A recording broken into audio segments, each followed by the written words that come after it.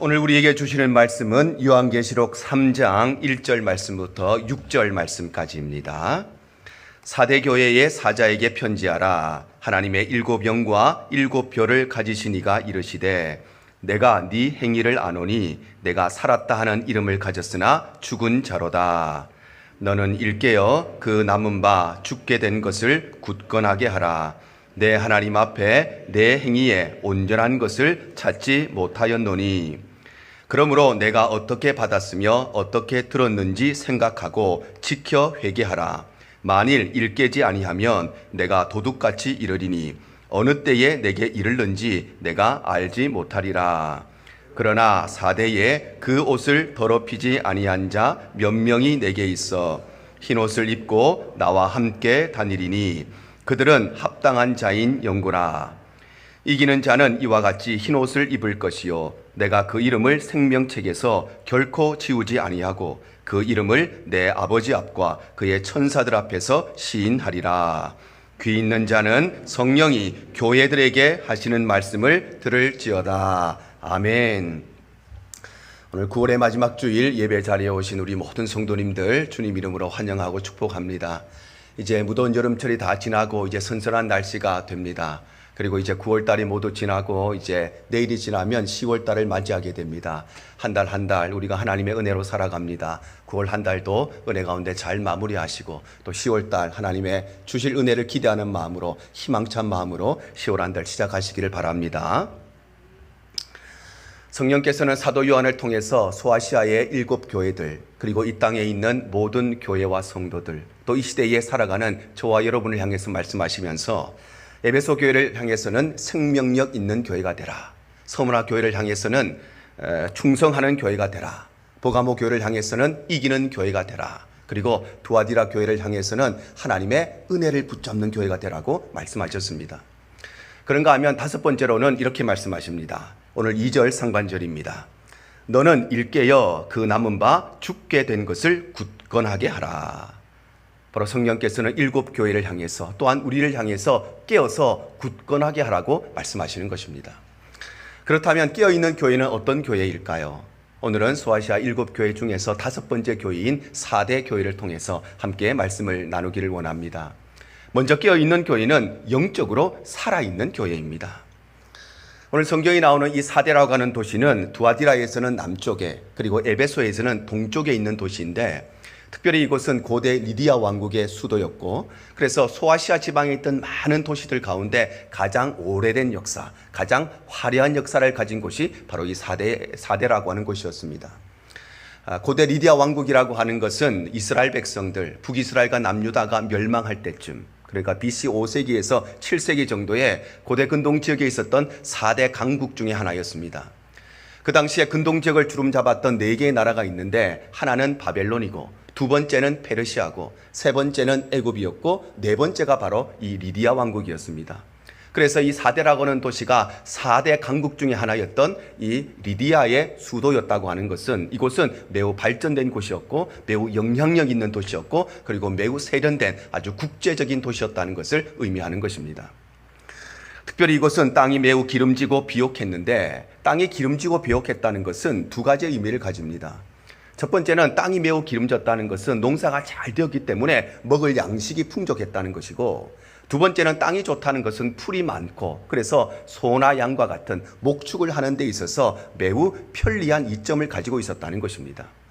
그래서 이 사대라고 하는 것은 아주 예전부터 경제적인 부유함을 누리는 곳이었는데 거기에다가 한 가지 더해서 이 사대라고 하는 지역에 초대박 사건이 하나가 터집니다.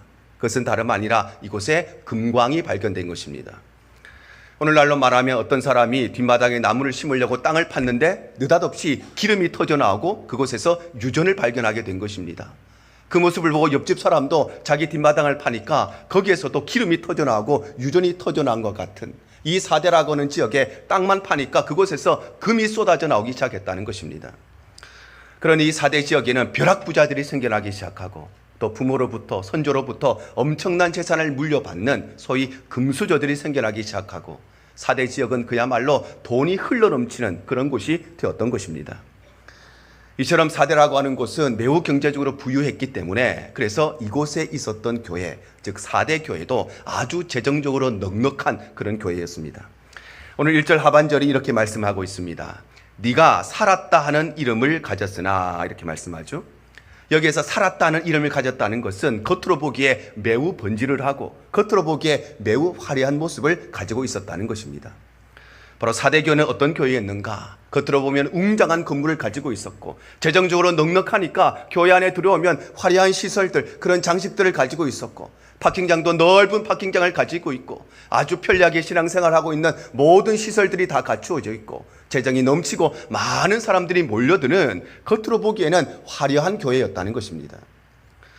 그런데 예수님께서는 이 사대교회를 향해서 이렇게 말씀하십니다. 오늘 1절 하반절 한 번 더 보시면 네가 살았다 하는 이름을 가졌으나 죽은 자로다. 바로 예수님께서는 이 사대교회를 향해서 겉으로는 화려한 모습을 가지고 있는데 그런데 그 속은, 그 실상은 죽은 교회라고 말씀하시는 것입니다. 왜냐하면 사대교회는 좋은 건물도 있고 화려한 시설도 있고 많은 사람들도 모이고 재정도 넉넉했는데 그런데 이 사대교회의 예배가 죽은 예배이기 때문에 그들의 기도가 죽은 기도였기 때문에 그들의 믿음이 죽은 믿음이었기 때문에 예수님께서는 이 사대교회를 향해서 죽은 교회라고 말씀하시는 것입니다. 예수님을 비난했던 바리새인들의 모습이 이와 똑같았습니다. 누가복음 18장 11절과 12절이 이렇게 기록을 합니다. 바리새인은 서서 따로 기도하여 이르되 하나님이여 나는 다른 사람들 곧 토색, 불의, 간음을 하는 자들과 같지 아니하고 이 세리와도 같지 아니함을 감사하나이다.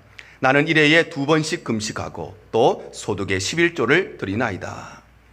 바로 바리새인들은 일주일에 2번씩 꼬박꼬박 잊지 않고 금식을 하고 소득이 생기면 철저하게 계산해서 하나님 앞에 11조 헌금을 드리고 도덕적으로 윤리적으로는 전혀 흠이 없는 완전한 사람처럼 완벽한 사람처럼 보였는데 문제는 그들의 금식은 하나님과의 깊은 교제가 있는 금식이 아니라 사람들에게 보여주기 위한 금식이었고 그들의 헌금은 하나님 앞에 감사하는 마음으로 드리는 헌금이 아니라 많은 사람들 앞에 자신의 재물을 자랑하는 그런 헌금이 되었고 이들의 모든 신앙생활은 바로 죽은 믿음을 가지고 있었다는 것입니다. 그래서 예수님께서는 겉모습은 번지르르하지만 그러나 그 속에는 죽은 시체가 썩어져 들어가는 회칠한 무덤의 모습이 바로 이 바리새인의 모습이었다고 고백을 하시는 것입니다. 예수님의 저주를 받았던 무화과나무도 마찬가지입니다. 마태복음 21장 19절이 이렇게 기록을 합니다. 길가에서 한 무화과나무를 보시고 그리로 가사 잎사귀 밖에 아무것도 찾지 못하시고 나무에게 이르시되 이제부터 영원토록 내가 열매를 맺지 못하리라 하시니 무화과나무가 곧 마른지라. 예수님께서 종료주일 아침에 예루살렘에 입성을 하십니다. 그리고 그날 저녁은 베다니로 가셔서 그곳에 있는 나사로의 집에서 하룻밤을 유하십니다. 그리고 그 다음날 아침이 되었을 때에 즉 월요일날 아침에 다시 예루살렘으로 올라가는데 그 길에서 아주 울창한 숲을 가지고 있었던 무화과나무를 만나게 됩니다. 예수님께서는 배가 고프셨기 때문에 그 무화과나무를 따먹고자 하셨는데 그런데 이 무화과나무는 겉으로 볼 때는 잎사귀가 무성하게 있어서 그 속에 많은 열매가 있는 것처럼 보이는데 정작 가까이 가서 보니 그 안에는 아무런 열매를 맺지 못했다는 것입니다. 그래서 이 무화과나무는 예수님께로부터 네가 영원토록 열매를 맺지 못할 것이라고 하는 저주를 받고 말았던 것입니다. 그런데 사랑하는 성도 여러분, 오늘날 많은 교회의 모습이 이와 같습니다. 오늘날 시대의 많은 그리스도인들의 모습이 바로 이와 같습니다. 겉으로는 사대 교회처럼 웅장한 건물을 가지고 있고 모든 시설을 다 갖추고 있고 겉으로 보기에는 바리새인과 같이 신앙생활을 잘하는 것처럼 보이고 겉으로 보기에는 무화과나무처럼 울창한 숲을 가지고 있는데 그런데 그 속에 들어가 보면 그들의 예배가 죽어 있고 기도가 죽어져 있고 믿음이 죽어 있는 것이 바로 오늘날 이 시대의 교회와 이 시대의 성도들의 모습인 것입니다. 여러분, 박물관에 가면 박제된 동물들이 있지 않습니까? 어떨 때는 만날 때마다 깜짝깜짝 놀랍니다. 얼마나 살아있는 동물처럼 보이는지 깜짝 놀랄 때가 있습니다. 오히려 살아있는 동물들보다 더 살아있는 모습을 가지고 있는 것이 박제된 동물들입니다. 그런데 그 동물은 겉모습은 살아있는 것처럼 보이지만 그 동물은 이미 죽어서 아무런 생명력이 없는 박제된 동물인 것처럼 오늘날 시대에 많은 우리의 믿음이 박제된 믿음처럼 살아있는 것처럼 보이지만 죽은 믿음을 가지고 있는 것이 바로 우리의 현실이라고 말씀하시는 것입니다. 사랑하는 성도 여러분, 우리 모두의 믿음과 신앙이 하나님 앞에 영적으로 살아있는 믿음이 되시기를 바랍니다. 그래서 우리 교회가 하나님 앞에 영적으로 살아있는 믿음 가진 그런 교회가 되기를 축복합니다. 그럴 때에 우리가 깨어있는 성도가 되고, 그럴 때에 우리 교회가 살아있는 깨어있는 교회가 되어서 하나님의 뜻을 이루어 나가는 일에 아름답게 쓰임을 받게 될 줄로 믿습니다. 또한 깨어있는 교회는 영적인 능력을 가진 교회입니다. 소아시아의 7교회 가운데 앞서 나왔던 4개의 교회는 단 하나도 예외 없이 모두 다 환난과 핍박을 경험했습니다.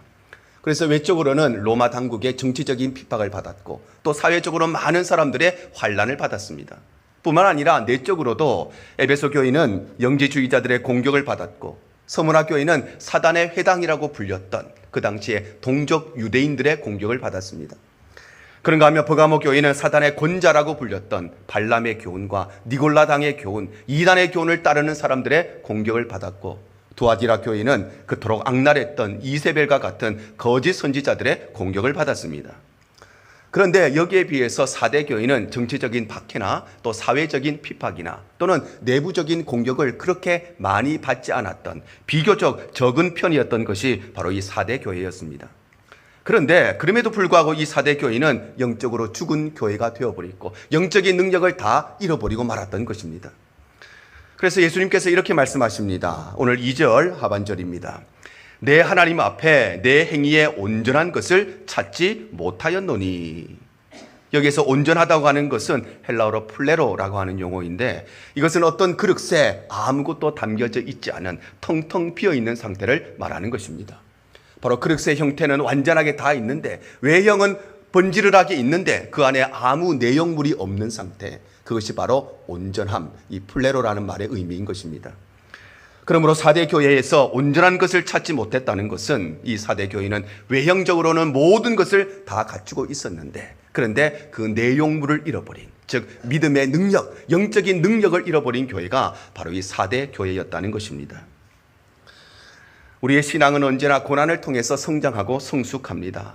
왜냐하면 우리의 신앙은 하나님만 바라보고 하나님만 의지하고 하나님만 붙들고 하나님을 소망할 때에 우리의 믿음이 성장하는데, 문제는 우리가 평소에 아무 일이 없을 때, 평안할 때 하나님을 바라보고 하나님을 붙들고 살면 참 좋겠는데, 우리는 언제나 내 삶에 어려움이 찾아와야, 내 삶에 문제가 일어나야, 고난이 찾아와야 그때서야 하나님을 바라보고 그때서야 하나님을 의지하고 그때서야 하나님을 붙잡는 것이 우리의 연약한 모습이기 때문입니다. 여러분, 지난날 언제 우리의 믿음이 성장했는지 한번 돌아보십시오. 우리가 등 따시고 배부를 때, 아무 문제가 없고 아무 걱정거리 없을 때, 그때 우리의 믿음이 성장했을까요? 그렇지 않았을 것입니다. 우리의 믿음은 언제나 내 삶에 문제가 찾아와서 내 힘으로 해결할 수 없는 어려움을 만났을 때에, 그래서 하나님밖에 바라볼 것이 없을 때, 하나님밖에 붙잡을 것이 없을 때, 그 고난과 그 어려움을 통해서 우리의 믿음이 성장하고 여기까지 온 것입니다. 그래서 하나님께서는 우리 인생의 고난을 없애주시지 않습니다. 오히려 우리 하나님은 그 고난을 만나게 하시고 그것을 돌파하게 하시는 것입니다. 왜냐하면 이 고난이 우리로 하여금 영적인 잠에 잠들지 않게 만들고, 이 고난과 이 핍박과 환난과 어려움이 우리의 믿음을 붙잡아 주기 때문입니다. 그래서 우리 믿음의 선비들은 한결같이 이 고난을 모두 다 통과했습니다. 그래서 아브라함은 오랜 시간 동안 자녀를 갖지 못하는 고난의 시간을 겪었습니다. 야곱은 형님을 피해서 멀리 도망가야 하는 고난의 시간을 겪고, 요셉은 형들의 미움을 받고 또한 구덩이에 빠지고 노예로 팔려가고 아무런 이유 없이 사람들의 미움을 받고 그리고 감옥에 갇히는 그런 고난의 시간을 보내었습니다. 다윗은 오랜 시간 동안 사울의 핍박에 받는 고난의 시간을 보내야 했고, 다니엘과 세 친구들은 하나님이 아니라 우상 앞에 절해야 되는 고난의 시간을 경험했고, 심지어 욥이라고 하는 사람은 아무 이유도 없는데, 아무 고난도 없는데 고난을 당했습니다. 이유 없는 고난을 당하면서 오히려 그의 믿음이 성장하고 성숙하는 것, 이 고난을 통과할 때마다 우리의 믿음이 성숙하는 것이 바로 우리를 향한 하나님의 뜻이기 때문입니다. 교회의 성장과 부흥도 마찬가지입니다. 교회는 편안할 때에, 아무 문제 없을 때에 부흥하고 성장하지 않았습니다. 지난 2002년 교회의 역사는 언제나 어려움 가운데, 언제나 환난 가운데, 언제나 핍박 가운데 교회는 성장하고 부흥했던 것입니다. 초대교회가 수많은 핍박을 받다가 드디어 AD 313년에 콘스탄틴 대제에 의해서 기독교가 국교로 공인이 되어지고 신앙의 자유함을 얻게 됩니다. 그야말로 믿음의 호경기를 얻게 된 것이죠. 복음의 황금기를 얻게 되었습니다. 과거에는 예배드리다 발각되면 죽어야 했는데, 그런데 이제는 마음껏 예배드릴 수 있고, 이제는 마음껏 기도할 수 있고, 마음껏 전도할 수 있고, 그야말로 황금기를 맞이했는데, 그런데 그때부터 교회는 성장하고 부흥한 것이 아니라 그때부터 교회는 쇠락하기 시작했습니다. 왜냐하면 교회가 그때부터 경제적인 부유함과 또 아무런 핍박과 환란이 없는 편리함에 빠져서 그들의 신앙이 나태해지고 게을러졌기 때문입니다. 우리 한국교회도 마찬가지입니다. 우리 한국교회가 언제 부흥했을까요? 등 따시고 배부를 때 부흥했을까요? 그렇지 않습니다. 우리 한국교회도 일본에 의해서 나라를 빼앗기고 하나님 앞에 섬기는 것이 아니라 우상 앞에 신사참배해야 됐던 그 환란의 때에 한국교회는 부흥했던 것입니다. 한국교회가 언제 부흥했을까요? 공산주의에 의해서 교회가 파괴되었을 때에, 우리 신앙을 박탈당했을 때에, 그때 교회는 오히려 성장하고 부흥했습니다. 한국교회가 언제 부흥했을까요? 모든 것이 갖추어져 있을 때 부흥한 것이 아니라 전쟁이 끝나고 먹을 것조차 찾을 수가 없었던 그 가난의 시절에, 그 궁핍한 시절에 교회는 부흥했던 것입니다.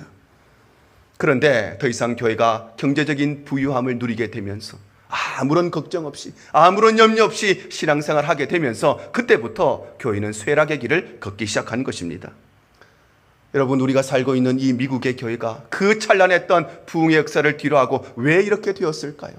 유럽의 교회가 왜 조상들로부터 물려받은 그 거룩한 교회 건물을, 그들의 선조들이 피땀 흘려 세웠던 그 교회를 이제는 이단 교회에 팔아버리고, 이제는 술집에 팔아버리고, 이제는 도박장에 팔아버리는 이런 상황이 된 것입니까? 환난 때문에 그렇게 되었을까요? 핍박이 있어서 그렇게 되었을까요? 그렇지가 않죠. 오히려 편리함 때문에, 오히려 편안함 때문에, 오히려 아무 문제가 없는 경제적인 부유함을 누리다가 이 미국 교회가, 저 유럽의 교회가 신앙의 열정을 잃어버리고 게으름과 나태함에 빠져버렸기 때문입니다. 그래서 C.S. 루이스는 이렇게 이야기합니다. 지옥으로 가는 길은 편안한 길이요, 밋밋한 길이요, 아무런 장애물이 없는 길이지만, 그러나 천국으로 가는 길은 불편한 길이요, 좁은 길이요, 도처에 환난과 핍박이 기다리고 있는 길이다. 여러분, 우리가 이 땅에 살아가는 동안에 천국을 걸어가는 길에 있다면 우리의 삶에는 이런 고난과 환난이 도처에 깔려져 있는 것입니다. 그러나 이 고난은 우리에게 믿음을 잃지 않게 만들고, 이 환난은 우리로 하여금 하나님을 바라보게 만들고, 그래서 이 환난과 고난을 통해서 교회는 부흥되고 이때에 우리의 믿음은 성장하게 되는 것입니다. 그런데 오늘날 많은 교회들과 많은 성도들이 이와 같은 편리함과 부유함에 빠져 있습니다. 그래서 4대 교회처럼 겉으로는 번지르르한 모습을 가지고 있지만 그 속에 들어가 보면 예배가 죽어 있고, 예배 드리기는 드리지만 드리는 것이 아니라 때우는 예배가 되어버리고, 기도하기는 하지만 하나님과의 깊은 영적인 교제가 아니라 자신의 삶을 드러내기 위한 기도로 전락해버리고 우리의 믿음이 죽어버린 믿음이 되어 있는 것이 이 시대의 현실인 것입니다. 그래서 경건의 능력은 있지만, 경건의 모양은 있지만 경건의 능력은 잃어버린 시대, 믿음의 모양은 갖추고 있지만 믿음의 능력을 잃어버린 시대가 바로 오늘날 이 시대의 모습인 것입니다. 사랑하는 우리 대형의 모든 성도님들, 우리의 믿음과 신앙은 영적인 능력을 가진 믿음 되시기를 바랍니다. 우리 교회가 영적인 능력을 가진 교회가 되기를 축복합니다. 그럴 때에 우리 교회가 깨어있는 교회가 되고, 그럴 때에 저와 여러분이 깨어있는 성도가 되어서 하나님의 영광을 드러내는 아름다운 믿음의 삶을 살아갈 수 있게 되는 것입니다. 뿐만 아니라 깨어있는 교회는 영적인 회복력을 가진 교회입니다. 예수님께서는 영적으로 죽어버린 이 4대 교회가 다시 살아나기 위해서는, 영적인 능력을 잃어버린 이 교회가 다시 이 능력을 회복하기 위해서는 두 가지가 필요하다고 말씀하시는데, 첫 번째는 하나님의 은혜를 기억하는 것입니다. 오늘 3장 상반절이 이렇게 말씀하십니다. 그러므로 네가 어떻게 받았으며 어떻게 들었는지 생각하고. 여기에서 생각한다는 것은 잊지 않고 기억한다는 것입니다. 바로 이 사대교회가 죽었다가 다시 살아나기 위해서, 이 사대교회가 잃어버린 영적인 능력을 회복하기 위해서는 처음 복음을 받았을 때, 처음 복음을 들었을 때 그때 얻었던 그 구원의 감격과 그 구원의 기쁨을 다시 잊지 않고 기억해야 된다는 것입니다. 우리 신앙의 위기는 언제 찾아올까요? 우리 신앙의 위기는 내 삶에 어려운 문제들이 찾아올 때 우리 신앙의 위기가 오는 것이 아니라, 우리 신앙의 위기는 하나님의 은혜를 잊어버릴 때, 억만죄인이 나를 구원하셨던 그 구원의 감격을 잃어버리면 그때부터 우리 신앙의 위기가 찾아오는 것입니다. 그런데 이 말을 반대로 이야기하면 우리의 신앙의 회복은 어디에서부터 시작되는가?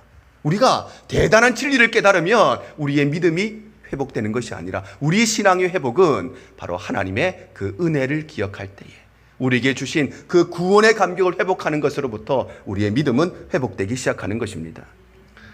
그런데 이것은 비단 우리의 신앙생활뿐만 아니라 우리의 모든 삶의 전반부가 다 그렇습니다. 부부 사이의 위기가 언제 찾아올까요? 그것은 다름 아니라 내 남편을 처음 만났을 때, 내 아내를 처음 만났을 때, 두 사람이 처음 사랑에 빠졌을 때 그때의 감격과 그때의 기쁨과 그때의 설렘을 잊어버리면 그때부터 부부의 위기가 시작되는 것입니다. 직장인의 위기도 마찬가지입니다. 직장인의 위기는 월급이 적을 때, 아니면 일이 힘들 때 그때 위기가 찾아오는 것이 아니라, 내가 이 직장에 처음 취업해서 처음으로 출근할 때 그 기쁨과 그 설렘을 잊어버리면 직장인들의 위기가 찾아오는 것입니다. 그래서 이스라엘 백성들은 하나님의 은혜로 출애굽했지만 그 처음 은혜를 잃어버렸을 때에 그들의 삶에는 불평과 불만이, 그들의 삶에는 원망이 가득 차기 시작했던 것입니다. 그래서 예수님께서도 이 사대교회를 통해서 하나님의 은혜를 잊지 말고 기억하라고 말씀하시는 것입니다. 그런가 하면 두 번째는 하나님 앞에 회개하는 것입니다. 오늘 3절 상반절 한 번 더 보시면 지켜 회개하라 이렇게 말씀하십니다. 바로 영적으로 죽어버린 이 사대교회가 다시 살아나고 영적인 능력을 회복하기 위해서는 하나님 앞에 회개해야 된다는 것입니다. 특별히 성경은 그냥 회개해야 된다 이렇게 말씀하시지 않고 지켜 회개하라고 말씀하시는데, 이것은 다름 아니라 회개의 본질이 무엇인가를 우리에게 말씀하십니다. 바로 회개라고 하는 것은 내가 범한 그 잘못과 그 죄를 인정하고 고백하는 것을 넘어서 내 삶의 방향이 바뀌어지고 행동으로 내 삶을 돌이키는 것이 참된 회개라고 말씀하시는 것입니다. 어떤 사람이 서울 가야 되는 기차를 타는데, 근데 기차를 잘못 타서 부산으로 가는 기차를 탔습니다. 그러면 이 사람이 그 기차 안에서 내가 잘못 탔구나, 그 잘못을 인정하면 원래 원하던 서울 땅에 도착을 할 수 있을까요? 부산으로 계속 내려가는 그 기차 안에서 밤새도록 기도하고 밤새도록 눈물 흘리고 금식하며 기도하면 그 사람이 원래 계획했던 서울 땅에 발을 내디딜 수 있을까요? 그렇지가 않지요. 그 사람이 원래 계획했던 원래 목적지 서울에 도착하기 위해서는 내가 잘못 탔다는 것을 깨닫는 그 순간에 즉시로 그 잘못을 인정하고 그리고 그 기차를 갈아타야만 원래 목적했던 서울에 도착할 수가 있는 것입니다. 이와 동일하게 우리가 하나님 앞에서 참된 회개라고 하는 것은 나의 잘못을 깨닫는 그 즉시로 그것을 인정하고 고백할 뿐만 아니라 내 삶에 돌이킴이 있어야, 그래야 그 회개가 진짜 회개가 되는 것입니다. 그리고 그럴 때에 하나님께서는 어떤 은혜를 주시는가? 우리에게 이런 은혜를 주십니다. 찬송가 436장 이렇게 고백하고 있습니다. 나 이제 주님의 새 생명 얻은 몸, 옛 것은 지나고 새 사람이로다. 주 안에 감추인 새 생명 얻으니 이전에 좋던 것 이제는 값없다. 주 따라가는 길 험하고 멀어도 찬송을 부르며 뒤따라 가리라. 바로 우리가 하나님의 은혜를 기억할 때, 우리가 하나님 앞에 나의 죄악을 모두 다 회개하고 돌이킬 때에 하나님께서는 우리를 새로운 피조물로, 새로운 사람으로 변화시킬 뿐만 아니라 우리가 이전에 그토록 좋아하던 것들이 의미 없다는 사실을 깨닫게 하시고, 우리로 하여금 이 땅의 것이 아니라 하늘의 영원한 것을 바라보게 하시고, 주님을 따라가는 그 길은 여전히 험한 길이지만, 여전히 어려운 길이지만 그 어렵고 험한 길을 기쁨으로 감당할 수 있는 은혜를 우리에게 허락해 주시는 것입니다. 우리는 연약하고 부족하기 때문에 그래서 언제 어디에서 은혜를 잊어버릴지, 언제 어디에서 구원의 감격을 잃어버릴지 알 수가 없는 존재들입니다. 그래서 우리에게는 영적인 회복력이 필요한데, 이 영적인 회복력은 어떻게 회복될 수 있는가? 그것은 바로 하나님의 은혜를 기억하고 나의 죄를 하나님 앞에 회개할 때에 혹 우리가 영적인 잠에 빠져들 수 있지만, 혹 우리의 믿음과 신앙이 게으름에 빠져들 수가 있지만, 혹 우리의 신앙이 매너리즘에 빠질 수가 있지만, 하나님의 은혜를 기억할 때에, 우리의 죄악을 고백할 때에 우리의 믿음을 회복할 수 있는 이 회복의 은혜를 얻을 수 있는 것입니다. 사랑하는 성도 여러분, 우리의 믿음과 신앙이 영적인 회복력을 가진 믿음 되시기를 바랍니다. 그래서 우리 교회가 영적으로 회복하는 믿음을 가지는 교회가 되기를 축복합니다. 환난이 없는 곳이 없습니다. 비박이 없는 곳이 없습니다. 어려움이 없는 곳이 없습니다. 우리의 인생도 마찬가지고, 우리의 교회도 마찬가지고, 우리의 사업장도 마찬가지고, 자녀들에게도 마찬가지입니다. 중요한 것은 우리가 그 고난에 처했을 때 회복할 수 있는 능력이 있는가? 우리의 믿음이 깊은 잠에 빠져들었을 때 우리에게 과연 회복할 수 있는 은혜가 있는가? 그것이 우리의 삶의 관건인데, 이 회복력은 다름 아니라 하나님의 은혜를 기억할 때에 다시금 우리에게 회복되는 것입니다. 그래서 우리가 깨어있는 성도가 되고 깨어있는 교회가 될 때에 우리가 하나님 앞에 아름답게 세워지고 쓰임받게 될 줄로 믿습니다. 이처럼 깨어있는 교회는 어떤 교회인가? 깨어있는 교회는 영적으로 살아있는 교회이고, 깨어있는 교회는 영적인 능력을 가진 교회이고, 깨어있는 교회는 때로 우리가 영적인 잠에 빠졌을 때라도, 때로 우리가 영적인 게으름에 빠졌을 때라도 거기에서 속히 회복할 수 있는 회복의 능력을 가진 교회가 바로 깨어있는 교회인 것입니다. 그렇다면 중요한 것은 하나님께서는 이렇게 깨어있는 성도들에게, 깨어있는 교회들에게 어떤 은혜를 주시는가? 오늘 성경이 두 가지를 주신다고 말씀하십니다. 첫 번째는 흰 옷을 주십니다. 오늘 4절입니다. 그러나 4대에 그 옷을 더럽히지 아니한 자 몇 명이 내게 있어 흰 옷을 입고 나와 함께 다니리니 그들은 합당한 자인 영구라. 성경에서 흰 옷이라고 하는 것은 순결을 상징하고 그리고 승리를 상징하는 옷입니다. 그러므로 흰 옷을 주신다고 하는 것은 깨어있는 교회, 깨어있는 성도들에게는 순결한 자에게만 주시는 승리의 영광을 하나님께서 주신다는 것입니다. 그런가 하면 두 번째는 그 이름을 시인하신다고 말씀하십니다. 오늘 5절 하반절입니다. 그 이름을 내 아버지 앞과 그의 천사들 앞에서 시인하리라. 바로 예수님께서는 깨어있는 성도들의 이름, 깨어있는 교회의 이름을 하나님 앞에서, 천사들 앞에서 영광스럽게 생각하고 그것을 자랑스럽게 여기신다는 것입니다. 그래서 우리는 오늘 또 영적으로 살아나야 되고, 그래서 우리는 영적인 능력을 회복해야 되고, 그래서 우리는 혹 영적인 잠에 빠졌을지라도 그것을 회복할 수 있는 회복의 능력을 얻어야 하는 것입니다. 특별히 예수님께서 이렇게 말씀하십니다. 오늘 1절 하반절입니다. 내가 네 행위를 아노니. 여기에서 안다고 하는 것은 크게 두 가지의 의미를 가질 수 있습니다. 첫 번째는 무엇인가 잘못한 아이에게 엄마나 아빠가 너 솔직히 말해, 아빠가 다 알고 있어? 엄마가 다 알고 있어? 이런 책망의 의미가 될 수도 있고, 또는 두 번째로는 내가 당신의 마음을 다 알고 있습니다. 말하지 않아도, 표현하지 않아도 당신의 입장을 다 알고 있습니다. 이런 격려의 메시지가 될 수도 있습니다. 오늘 예수님께서 우리에게 내가 너의 모든 행위를 다 알고 있다고 말씀하십니다. 하나님께서 우리의 모든 생각을 다 알고 있다고 말씀하십니다. 그러면 하나님이 우리의 모든 것을 알고 있다고 하실 때, 예수님께서 나의 모든 행위를 다 알고 있다고 말씀하시면 저와 여러분은 이 말씀이 책망의 말씀으로 들리십니까? 아니면 우리에게 위로의 말씀, 격려의 말씀으로 들리십니까? 사랑하는 성도 여러분, 우리 모두가 오늘 이 말씀을 기억하셔서 우리의 삶이 늘 영적으로 깨어있는 삶이 되어서 오늘 예수님께서 약속하신 이 영광스러운 은혜, 우리에게 승리의 영광을 주시고 그리고 하나님과 천사들 앞에서 우리의 이름을 자랑스럽게 여기신다고 말씀하시는 이 예수 그리스도의 사랑과 은혜를 경험하고 누리는 복된 삶을 살아가시기를 주님 이름으로 축복합니다. 주님만 내 도움이 되시고 주님만 내 빛이 되시는